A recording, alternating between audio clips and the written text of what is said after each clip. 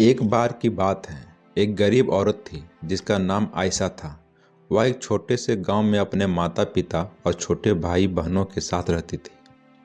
उसके पिता एक किसान थे, लेकिन खेत बहुत उपजाऊ नहीं था और वे अक्सर किसी तरह का गुजारा करते थे। आयशा एक बुद्धिमान और जिज्ञासु लड़की थी। वह अपने आसपास की दुनिया के बारे में जानना पसंद करती थी। वह एक वैज्ञानिक बनने का सपना देखती थी, लेकिन वह जानती थी कि अपने परिवार की वित्तीय स्थिति के कारण उसे अपना लक्ष्य हासिल करना बड़ा मुश्किल होगा। एक दिन आयशा के पिता बीमार पड़ गए।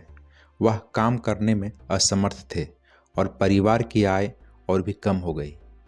आयशा को अपने परिवार की मदद करने के लिए स्कूल छोड़ना पड़ा।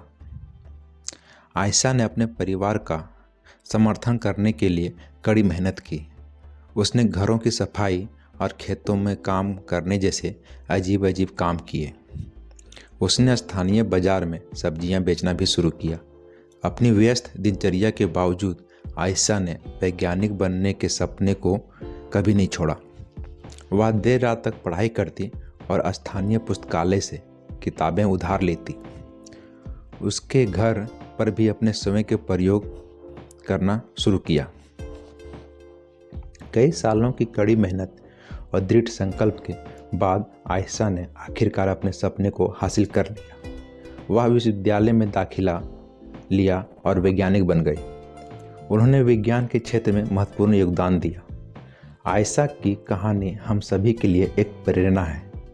यह दिखाता है कि अगर हम अपने दिमाग में रखते हैं और अपने सपनों को कभी नहीं छोड़ते हैं तो कुछ भी संभव है। यह भी दिखाता है कि हमारे जुनून का पालन करना महत्वपूर्ण है, भले ही यह कितना भी मुश्किल क्यों ना हो। अगर आपको यह स्टोरी पसंद आई हो तो कृपया लाइक और सब्सक्राइब करना ना भूलें। धन्यवाद।